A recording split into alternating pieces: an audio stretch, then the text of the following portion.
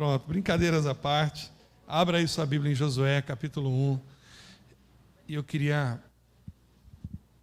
eu acredito que Deus vai falar ao seu coração nessa noite. Amém? Acredito que Deus vai falar muito ao seu coração nessa noite.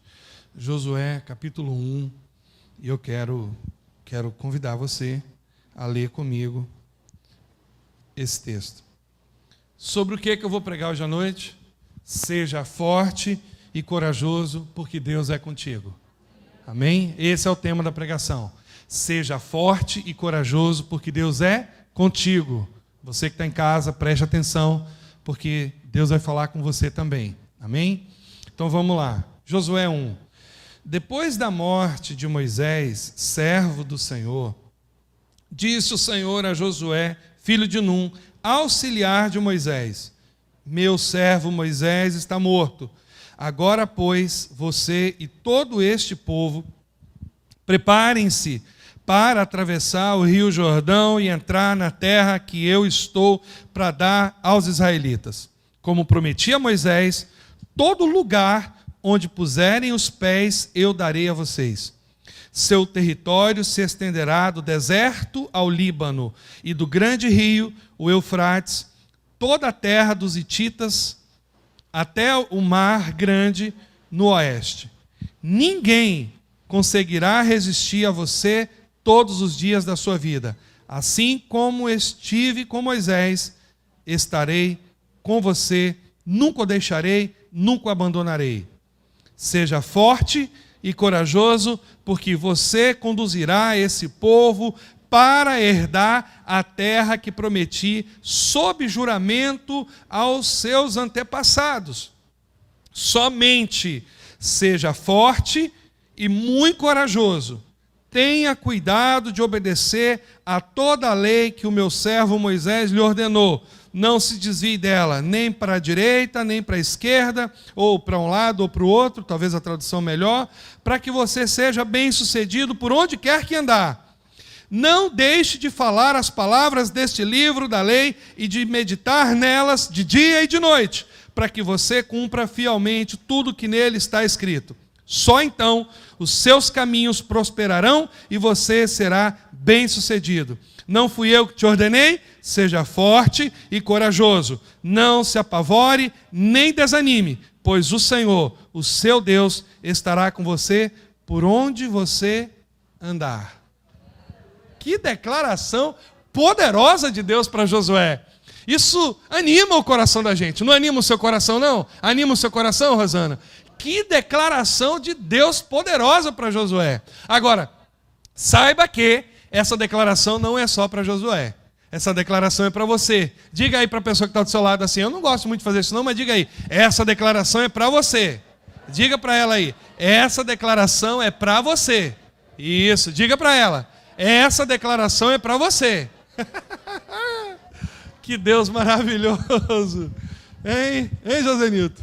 É para você essa declaração.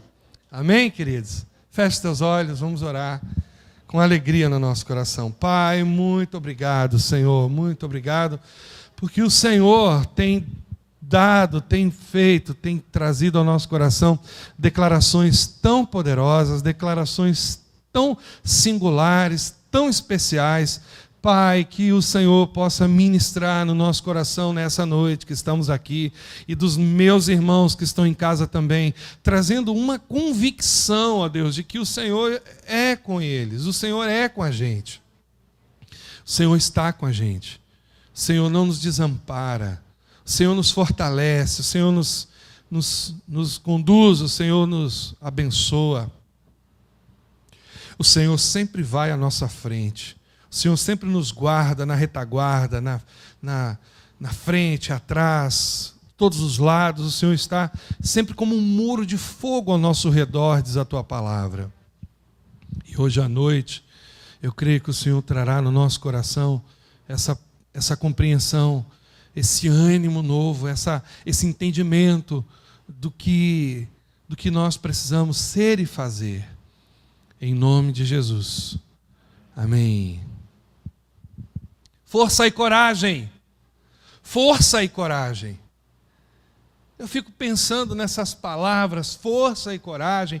E essa semana eu estava meditando sobre isso, brigando comigo mesmo. Será que é isso que eu vou pregar? Será que é isso que Deus quer que eu fale? Sabe aquele momento que você se rende assim? Ah, Senhor, é isso mesmo. Então, se é isso que o Senhor quer que eu fale, traga a tua palavra para o meu coração. Porque de mim mesmo, muito pouco pode ser feito para edificar a igreja. Mas se o Senhor falar, então coisas maravilhosas, grandes, coisas importantes vão ser ministradas aqui para trazer edificação para o seu coração.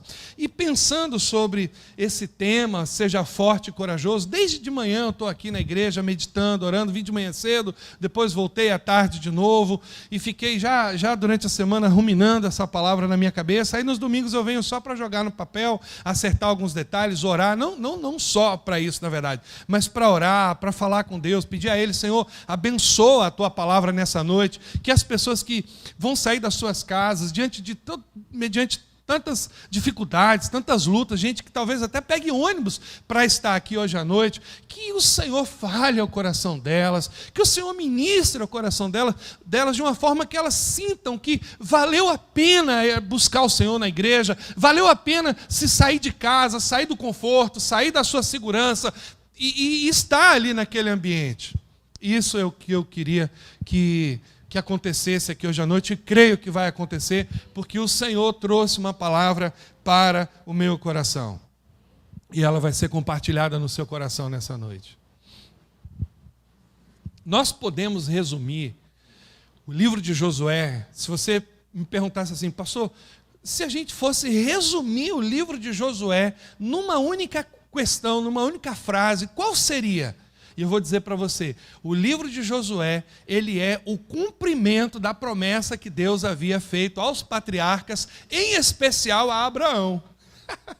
O livro de Josué é assim, o selo, a declaração de Deus que ele havia cumprido a promessa que ele tinha dado a Abraão, a Isaac, a Jacó, a José. Deus havia feito uma promessa aos patriarcas. E que promessa era essa? Que em especial a Abraão, ele fala com Abraão, sai da terra da tua parentela, vai para o lugar que eu te mostrarei, e eu multiplicarei a sua descendência. Deus faz um pacto.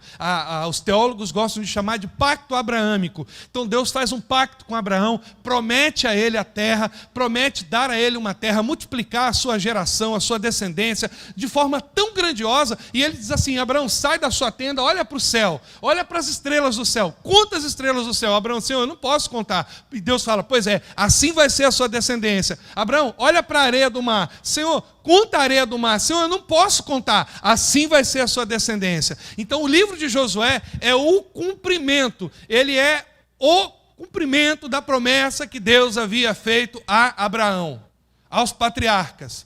Ele daria uma terra especial para aquele povo, a terra de Canaã. Deus havia prometido isso. E durante 40 anos, gente, 40 anos. Vocês já estão enjoados de mim? Eu estou aqui há 14. Vocês já estão cansados de mim? Agora imagine Moisés, 40 anos, não foi pouca coisa. Moisés liderou o povo como o pastor daquele povo, mas não antes, sem fazer um estágio com as ovelhas de Jetro. Olha que coisa interessante. A gente às vezes vê algumas coisas na Bíblia e fica pensando assim, meu Deus, como as coisas de Deus têm sentido, Deus não faz nada sem sentido. Moisés passa 40 anos estudando no Egito, estava lá na faculdade do Egito, aprendendo tudo. O Novo Testamento fala sobre isso, que Moisés era um homem muito culto, ele era letrado, ele conhecia todas as coisas do Egito. A Bíblia fala isso no Novo Testamento. Mas não foi isso que Deus quis mais usar. Deus não estava tão interessado na intelectualidade, na capacidade, no potencial de Moisés. E aí ele dá uma pisada na bola, vai lá, ele já sabia que Deus queria usá-lo, ele vai lá e mata um egípcio, aí a coisa desanda. Moisés então agora vai fazer um estágio, 40 anos pastoreando as ovelhas de Jetro, e aquelas ovelhas berrando no ouvido dele, e ovelha para lá, ovelha para cá, talvez para Moisés se acostumar com o ambiente vindouro, sabe, que Deus estava pensando, que Deus já estava planejando para ele. E aconteceu. Então ele passa 40 anos liderando o povo do Egito, e depois ele passa então esse pastor do Antigo Testamento, ele é comissionado por Deus, ele é chamado por Deus, e ele então enfrenta o velho lobo Faraó. E aí, ali enfrentando Faraó, aquele lobo, aquela raposa velha, antiga, ele então tira o povo das garras do Egito, ele opera milagres no meio do povo, ele intercede pelo povo, ele orienta o povo, ele provê o povo com água, com comida, e Moisés então, ele lida quase que diariamente com as rebeldias desse povo. Moisés foi um pai para os hebreus, um pastor. Moisés foi o pai daquele povo. Deus levantou um líder com uma característica. Se você quer conhecer o pastor do Antigo Testamento, olhe para Moisés. Moisés é o pastor do Antigo Testamento. Ele encarna a figura do pastor. O povo reclama com Moisés, e o povo faz coisa errada, e Deus quer destruir aquele povo, e Moisés se coloca entre o povo e Deus, e diz: Senhor, o que os povos vão dizer a respeito do Senhor, que o Senhor trouxe esse povo para cá para destruir ele no deserto? Olha pelo teu nome, Senhor, olha, zela pelo teu nome. Imagina, Moisés chega para Deus, e como se Deus precisasse de conselho de Moisés, mas Deus viu o coração daquele homem, sabe? Aí Moisés então chega: Deus, não faça isso, Deus, olha o seu nome. Aí Deus olha para Moisés e diz: mas que cara ousado, extraordinário, e Deus recua, sabe, no que ele iria fazer. Quantas e quantas vezes nós vemos, quando do bezerro de ouro mesmo, que Moisés sobe no monte e o povo fica lá, fica sem um líder, e é interessante porque quando o povo fica sem um líder, se corrompe, e aí então eles: Arão, vamos fazer um bezerro aqui, Moisés está demorando de chegar, e eles fazem o bezerro de ouro. As irmãs, né, que não gostam de brinco, ficam meio aterrorizadas, porque os brincos foram todos doados, e as que gostam ficam mais ainda, porque tiveram que dar os brincos para fazer os bezerros de ouro. E aí, quando Moisés desce, Deus fala com Moisés: eu não vou mais com vocês. E Moisés faz uma das declarações mais lindas. Moisés: Senhor, não me faça arredar o pé desse lugar se tu não fores conosco. Eu não quero anjo, eu não quero arcanjo, eu não quero ninguém, eu quero o Senhor conosco, porque se o Senhor não for conosco, nós não iremos vencer. Então esse é o Moisés, o pastorzão, sabe? Aquele cara que briga com Deus pelo povo, aquele cara que, mesmo o povo estando errado, querendo matar ele: Senhor, cuida desse povo, tenha misericórdia desse povo. Esse é Moisés. Ele foi como um pai para os hebreus. Não é assim? O filho da gente está todo errado, pisando na bola, mas você não tem vontade de matar esse menino, você tem vontade de trazer ele para perto, de abraçar, dizer assim: olha, não é assim, o caminho não é esse. Esse é Moisés. E agora, Josué tem a missão de substituir esse líder extraordinário. Imagine essa missão. O que você pensa sobre essa tarefa? Você acha essa tarefa fácil? Você acha ela inexequível? O que você pensa sobre isso? Josué está num momento de muita pressão.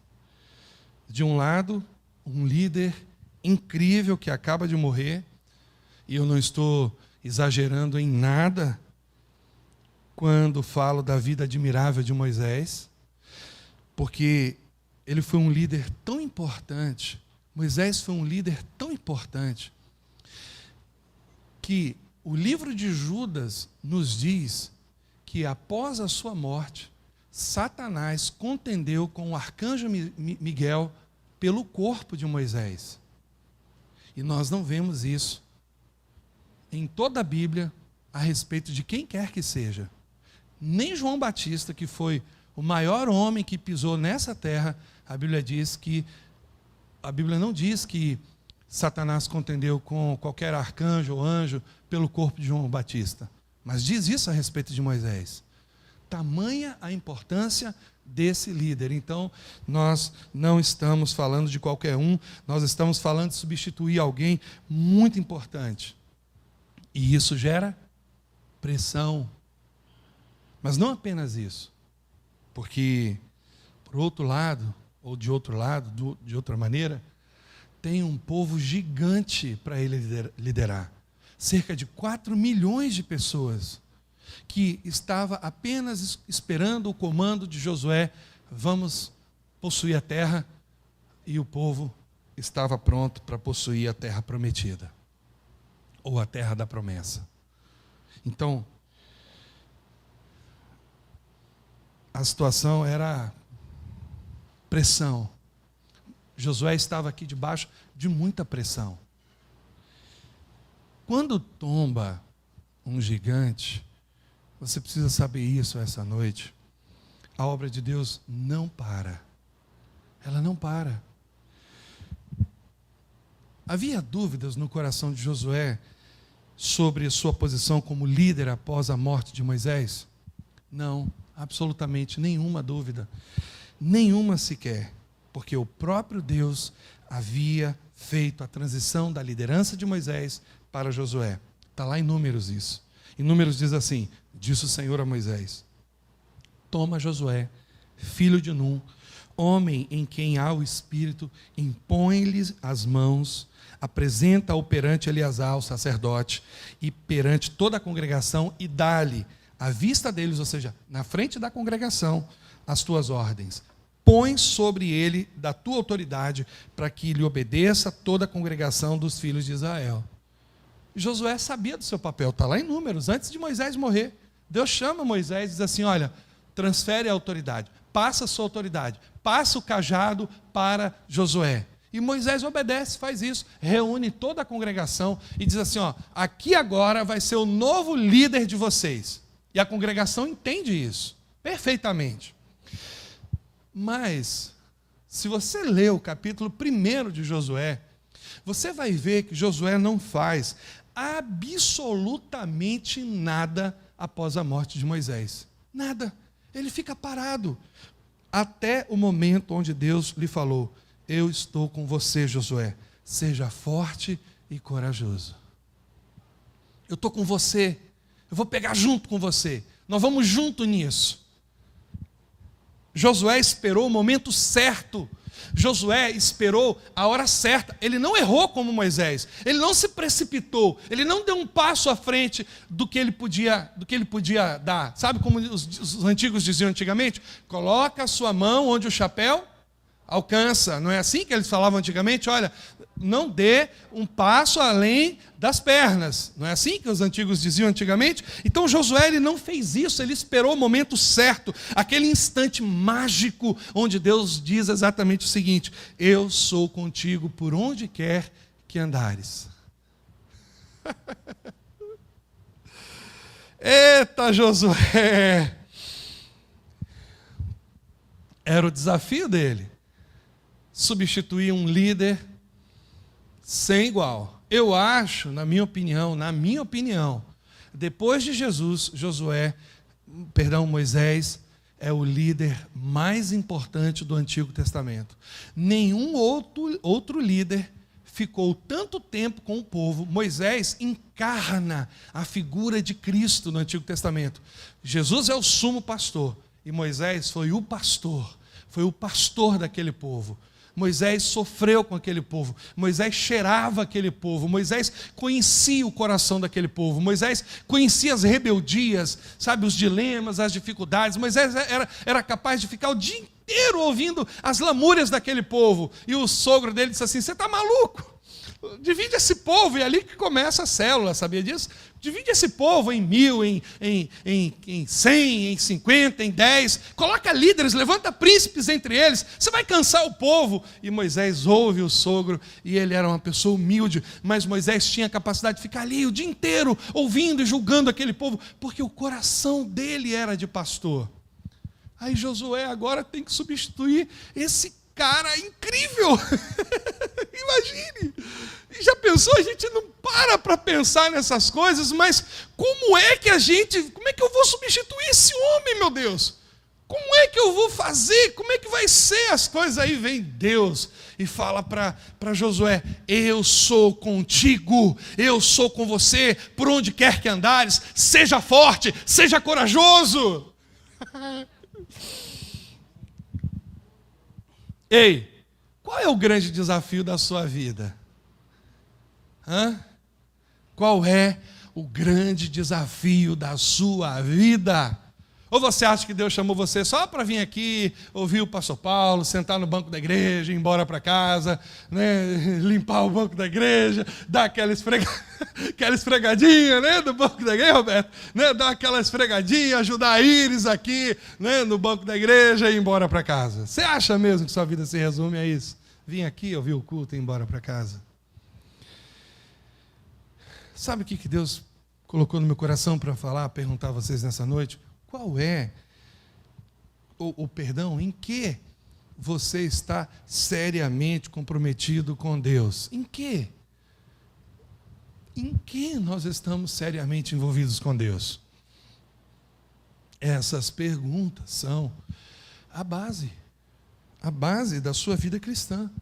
Porque a sua missão como filho de Deus, como servo de Deus, envolve alguma coisa importante no reino de Deus.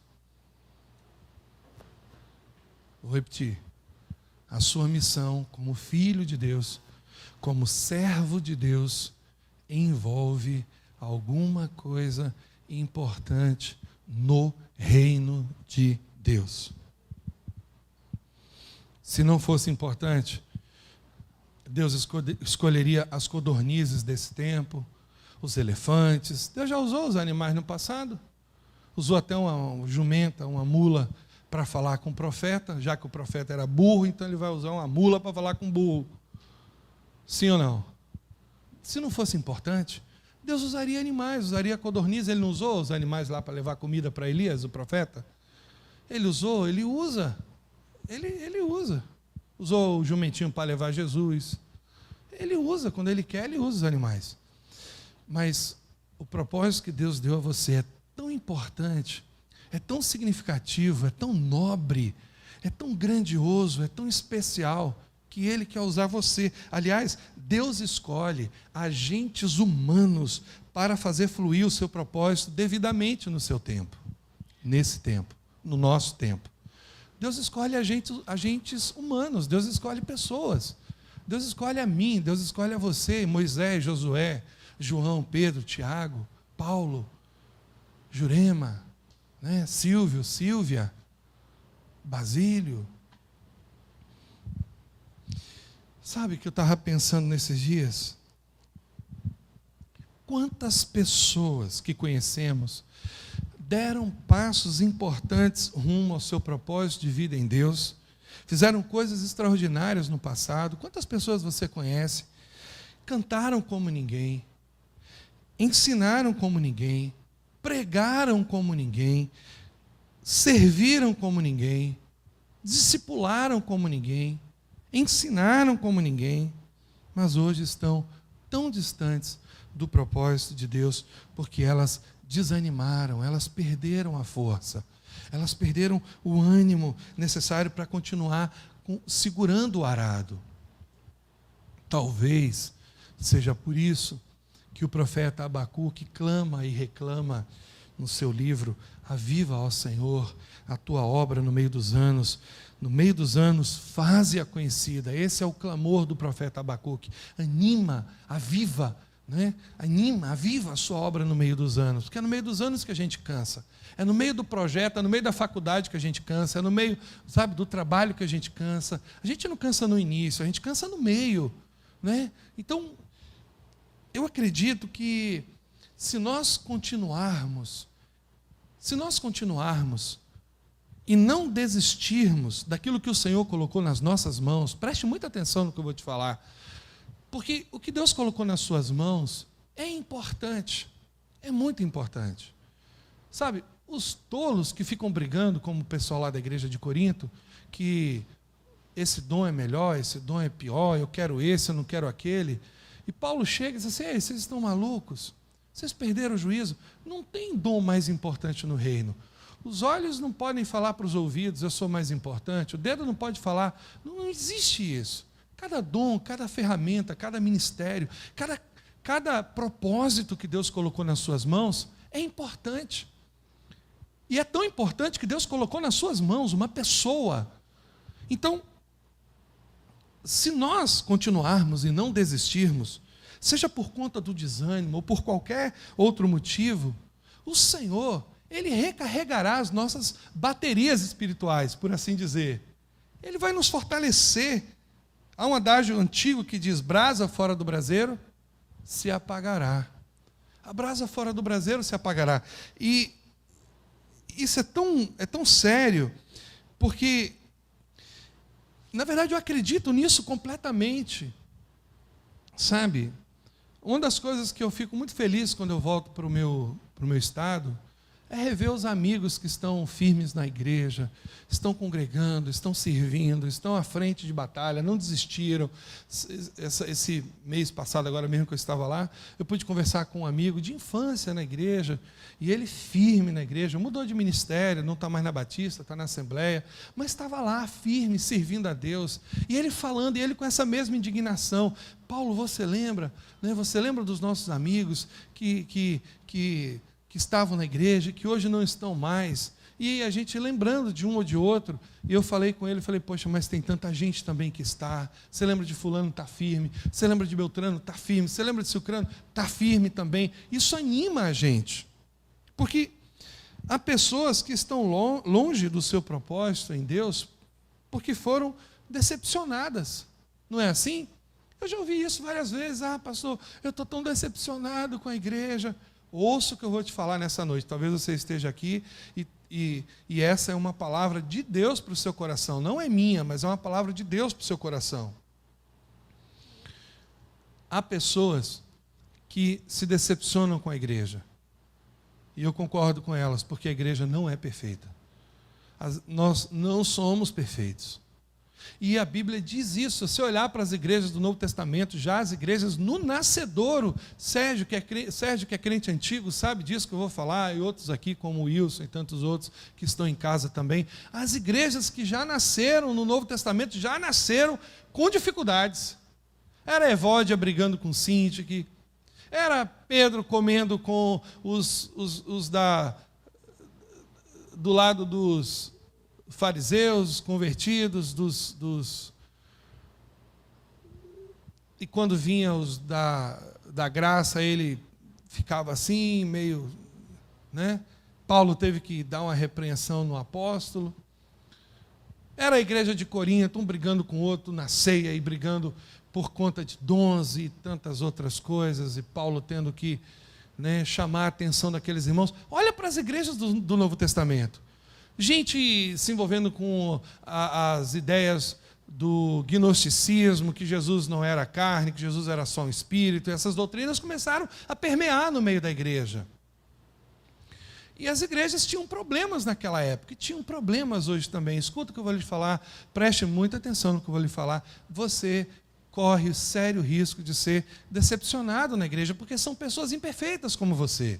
Nós somos imperfeitos, eu sou imperfeito, os líderes. Com isso, nós não estamos justificando nenhuma falta de desejo de crescer, de avançar, de prosperar, de sermos melhores. Não, eu estou dizendo que provavelmente no meio da igreja você vai passar por algum perrengue, alguma dificuldade, você vai se chatear com alguém, você não vai ser compreendido. Eu vou falar sobre isso aqui rapidamente, mas eu gosto muito de uma fábula que, se eu não me engano, está no livro Esgotamento Espiritual, que o Warren Wiersbe, se eu não me engano, ele conta nesse livro, ele faz uma relação, uma analogia, na verdade, da Arca de Noé à igreja. Eu já falei isso aqui, mas Deus me trouxe a memória, eu vou apontar de novo isso. E é interessante, porque a gente, quando lembra da Arca de Noé e os filmes que a gente vê, e até mesmo agora na TV, né, essa novela retrazendo, trazendo, na verdade, o livro de Gênesis, né? Acho que até Gênesis, né, o nome parece. Então a novela trazendo isso, aí você vê aqueles animais bonitinhos de pá em pá entrando na arca, os pombinhos, né, e tal, todos branquinhos, bonitinhos. Aí você vê a girafinha e tudo mais, aí vê o leãozinho, o mansinho e tal. Mas essa não foi a realidade. Não foi a realidade. Você imagina aqueles animais durante 40 dias e 40 noites fazendo todo tipo de cocô e xixi dentro da arca? Você passa no banheiro da sua casa uma semana sem lavar, você já fica desesperado. Você já fica querendo, né, morrer. Meu Deus, que negócio, não sei o quê. Sim ou não? Agora você imagina, 40 dias dentro daquela arca, aquele fedor do inferno, daqueles animais, e com cada mondrongo de elefante caindo ali, bah, né, aquela coisa toda, e xixi de vaca, e de elefante, e cocô, daqueles animais, tudo ali dentro da arca. Mas ele faz uma referência, uma analogia interessante. Dentro da arca, estava bem melhor do que lá fora, porque lá fora as pessoas estavam morrendo. E dentro da arca, a despeito de todos os detritos deixados por aqueles animais, todo o fedor, todos os incômodos que estavam ali, dentro da arca era bem melhor do que lá fora. E ele faz uma referência da igreja nesse sentido. Dentro da igreja é bem melhor do que lá fora. E por que eu estou falando isso para você? Porque há pessoas que estão longe do seu propósito em Deus porque em algum momento foram decepcionadas pela igreja, pelo corpo. E hoje elas estão piores do que antes. Porque antes elas estavam apenas decepcionadas. Mas hoje, fora do corpo, elas estão decepcionadas, frias, amarguradas, descrentes, com raiva, em relacionamentos doentios ou impróprios, angustiadas, sofrendo horrores em situações que não deveriam estar sofrendo. E a única saída é retornar ao propósito original designado por Deus. Você lembra do filho pródigo? Lembra do filho pródigo? O único jeito é voltar para a segurança da casa do Pai. Não se engane. Você que fica pensando, porque a igreja fez isso comigo, porque o irmão tal, ei, dentro da igreja, com todas as dificuldades, com todas as rabugices, com todos os problemas, sabe, com todas as falhas de comunicação, com os mal entendidos, com todas as lutas que nós temos aqui, é bem melhor do que lá fora. É muito melhor do que lá fora. Porque outros sentimentos lá fora vão se agregando à decepção. E a vida vai ficando muito mais difícil.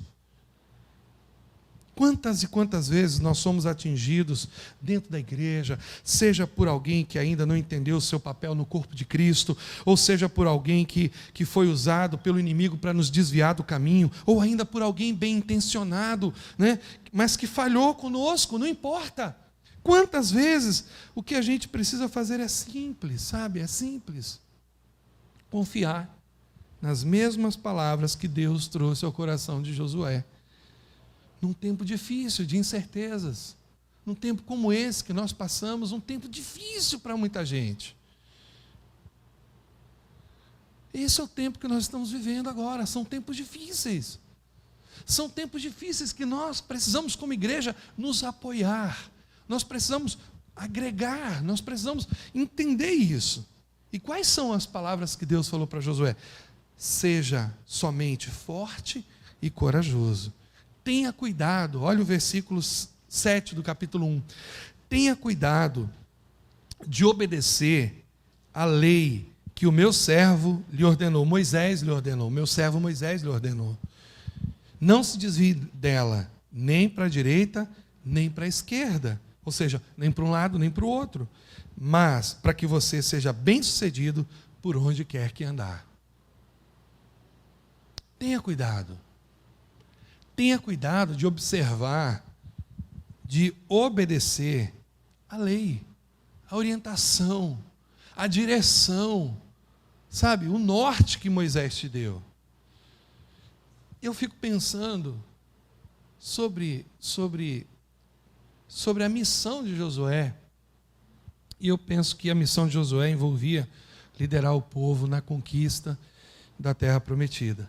A minha missão envolve liderar vocês, edificá-los na palavra, ajudá-los a se aperfeiçoarem, conduzi-los na conquista da Nova Jerusalém. Essa é a minha missão como pastor nessa igreja. A minha missão, ajudar vocês a chegar na Nova Jerusalém. Agora, qual é a sua missão? O que envolve a sua missão? Ou quem envolve a sua missão? A sua missão. Você como jovem, você como um irmão aqui dessa igreja, como um adulto, como uma irmã, como uma pessoa adulta. O que envolve a sua missão? Qual é a sua missão? Ou quem envolve a sua missão? O que ou quem? Essa é a pergunta.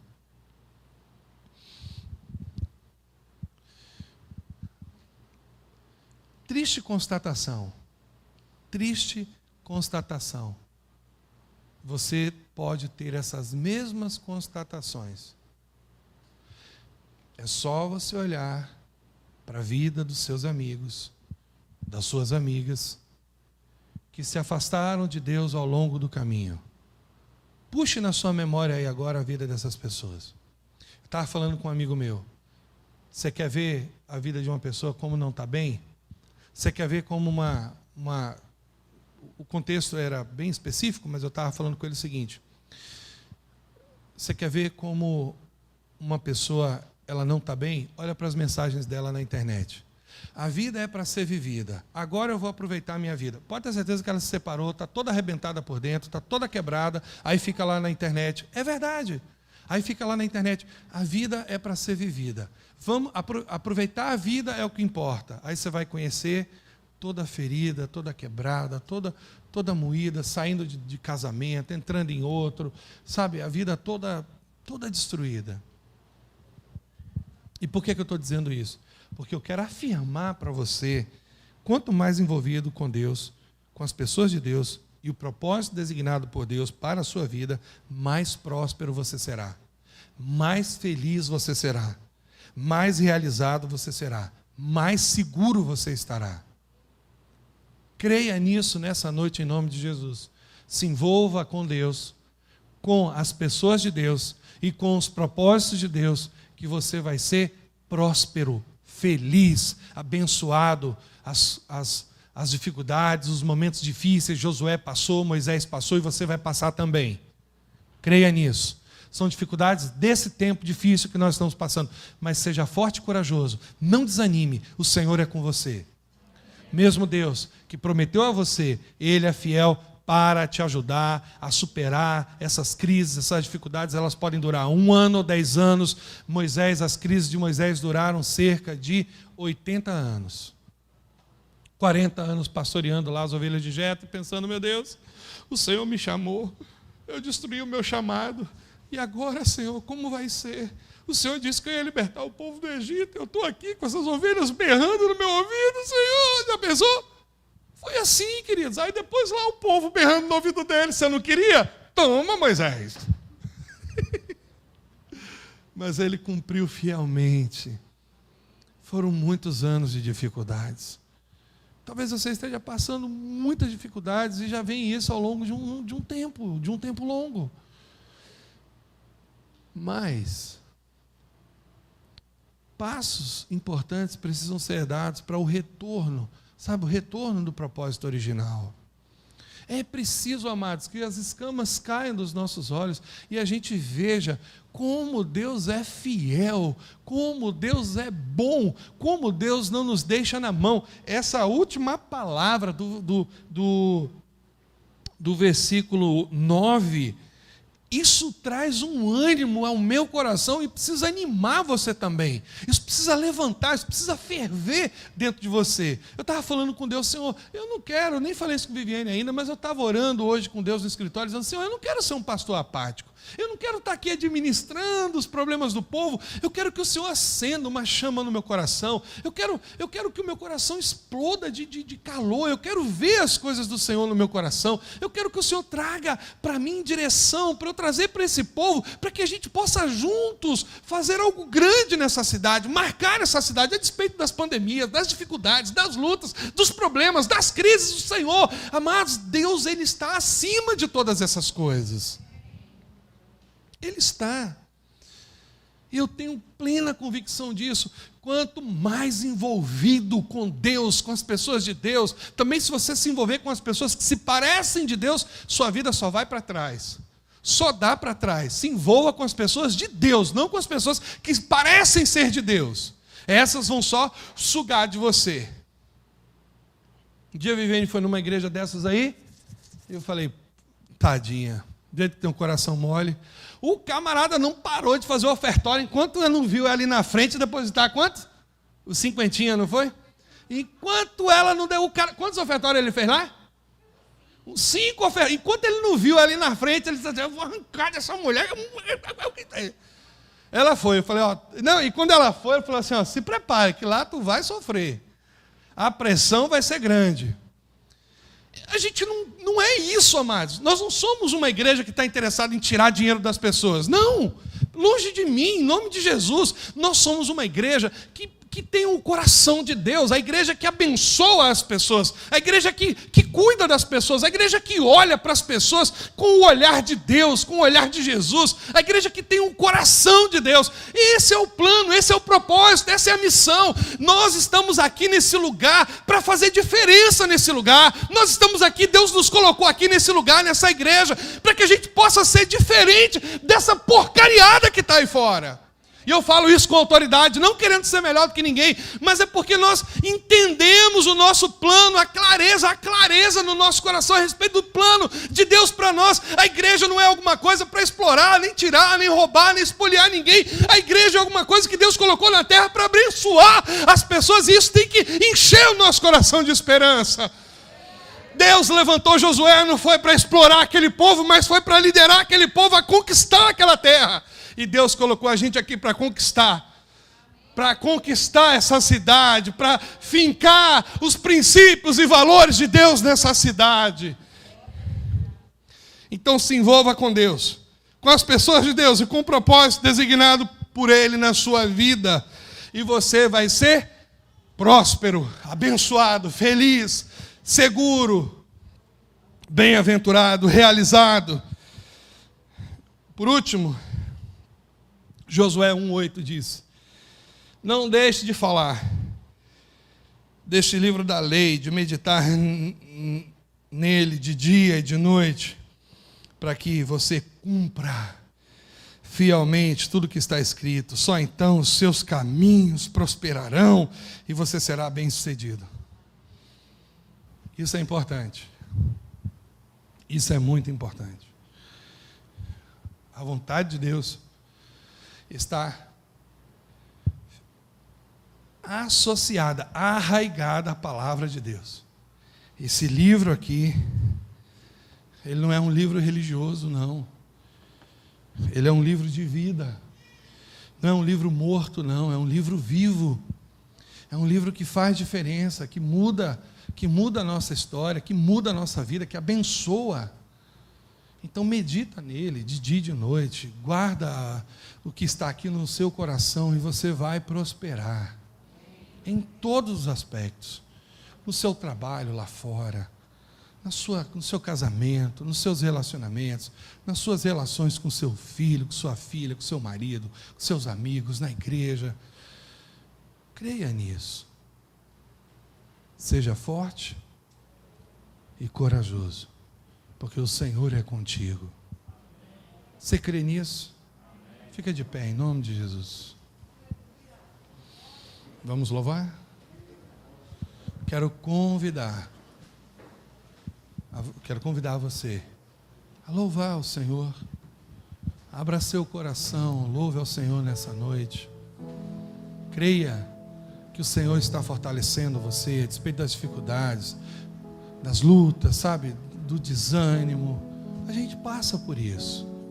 A gente tem dia que a gente pensa em jogar tudo por alto. Cada coisa que acontece na nossa vida no meio da igreja, cada decepção, cada frustração, cada luta que a gente passa, a gente fica pensando assim, Senhor, será que vale a pena mesmo continuar nisso? Eu quero afirmar para você de todo o meu coração, vale a pena. Vale a pena servir a Deus. Vale a pena jogar a rede do outro lado do barco. Às vezes, a igreja se parece muito com aquele momento onde os discípulos passaram a noite inteira. Joga a rede daqui, joga a rede dali, joga a rede de lá, joga acolá. E não tem peixe nenhum. E talvez eles já jogaram, né, as redes, já penduraram a chuteira, já trouxeram, recolheram as redes. E foi isso mesmo que aconteceu. E Jesus chega para eles assim, joga do lado direito do barco. 2 vezes aconteceu isso com eles. Joga do lado direito do barco. Joga do lado direito do barco. E eles obedeceram.